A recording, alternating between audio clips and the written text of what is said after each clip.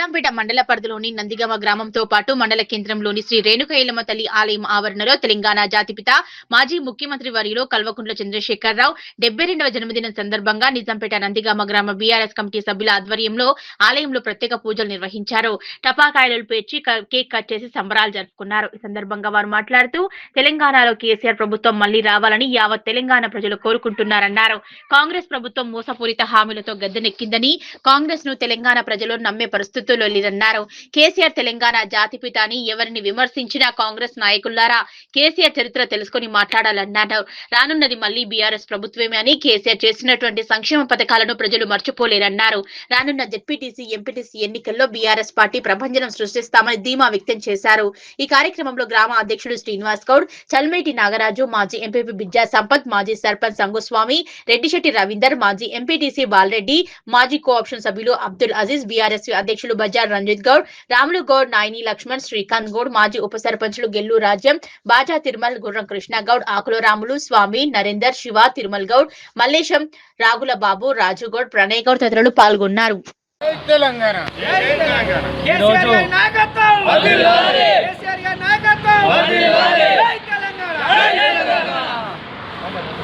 ఈరోజు మెదక్ జిల్లా నిజాంపేట్ మండలం నందిగామ గ్రామంలో మా తెలంగాణ ఉద్యమకారుడు, మా తెలంగాణ జాతిపిత, తెలంగాణ రాష్ట్రాన్ని తెచ్చిన నాయకుడి 72వ జన్మదినం నందిగామ గ్రామంలో మా గ్రామ కమిటీ అధ్యక్షాన జరుపుకోవడం చాలా సంతోషం.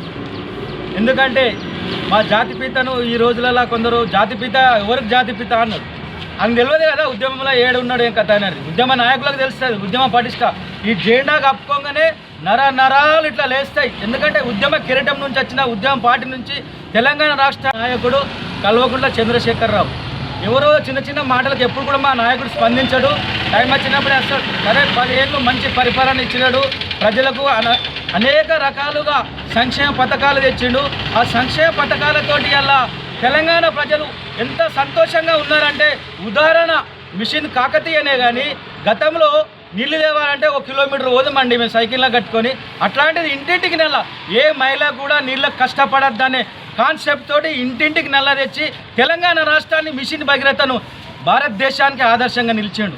అలాగే తీసుకుంటే మిషన్ కాకతీయ ద్వారా ఇలా వరి పంటలు కానీ మనకు యాసంగి చెల్లు నింపి మిషన్ కాకతీయ ద్వారా పంటలు పండించి ఇలా భారతదేశంలో ధాన్యాన్ని నంబర్ 1 స్థానానికి తీసుకుపోయిన నాయకుడు మా కేసీఆర్. అలాగే 72వ జన్మదిన సందర్భంగా నందిగామ గ్రామంలో మా గ్రామ కమిటీ అధ్యక్షతన జరిగిన వేడుకలు సందర్భంగా అందరికీ కేసీఆర్ శుభాకాంక్షలు తెలియజేస్తున్నాం. గ్రామ ప్రజలందరికీ ఏంటంటే, కాంగ్రెస్ పరిపాలన జూటా పరిపాలన, అబద్ధాల పరిపాలన. ఎంతసేపు కేసీఆర్ పేరు తీయండి, కేటీఆర్ పేరు తీయండి, హరీష్ రావు గారి పేరు తీయండి, వాళ్ళకి గుర్తు లేదు. ఎలాంటి సంక్షేమ పథకాలు ఆయనతో అయితలేదు, పరిపాలన అయితలేదు కాబట్టి పక్కదారి వడ్డించాలి కాబట్టి ఆయన ఈ అబద్ధాల మాటలు చెప్పడము, సిట్టింగ్ వేయడము, ఏమనంటే దోషిరు కాళేశ్వరం ఎక్కడ వచ్చినాయని అంటారు. వాళ్ళకి అసలు తెలివిందా? ఇలా బచరాజ్పల్లె, రైలాపూర్, షౌకత్పల్లె, నాలాపూర్ ఇదంతా వాడుతుంది. ఎకరకు నీళ్ళు ఇచ్చిరాని పెద్ద స్థాయిలో ఉన్న ముఖ్యమంత్రి అనడం ఎంతవరకు సిగ్గుచేటు కాదా? ఒక్కసారి ఆలోచించాల్సిన అవసరం ఉంది. ఇవాళ మన కళ్యాణ్ లక్ష్మి 1,00,000 రూపాయలు ఇస్తుండే కేసీఆర్, నేను 1,50,000 ఇస్తా అన్నాడు. ఇవాళ రైతు బంధు ఆయన 10,000 ఇస్తుండే 15,000 ఇస్తా అన్నాడు. ఎక్కడుంది? ఎందుకు అబద్ధాలు? ఎంతసేపు, ఇంకెన్ని రోజులు? అందరు ప్రజలు కేవలం కేసీఆర్ రావాలి, సార్ రావాలని కోరుకుంటారు. త్వరలో స్థానిక సంస్థల ఎలక్షన్లో, ఎంపీటీసీ, జడ్పీటీసీ ఎలక్షన్లో తప్పకుండా మెజార్టీ స్థానాలు గెలుచుకొని తగిన బుద్ధి చెప్తామని చెప్పేసి జై తెలంగాణ, జై అయినటువంటి మా కేసీఆర్ సార్ గారి 72వ జన్మదిన శుభాకాంక్షలు. నా నందిగామ గ్రామంలో మా విలేజ్ కమిటీ ఆధ్వర్యంలో కేసీఆర్ గారి జన్మదినం వేడుకలు జరుపుకుంటున్నాం. జై తెలంగాణ, జై తెలంగాణ. నిజాంపేట మండల కేంద్రంలో స్థానిక ఎల్లమ్మ దేవాలయం వద్ద కేసీఆర్ గారి పుట్టినరోజు వేడుకలు అంగరంగ వైభవంగా నిర్వహించడం జరిగింది. తెలంగాణ జాతిపితగా కొలుచుకోబడిన కేసీఆర్ గారు తెలంగాణలో ఎన్నో సంక్షేమ పథకాలు చేశాడు.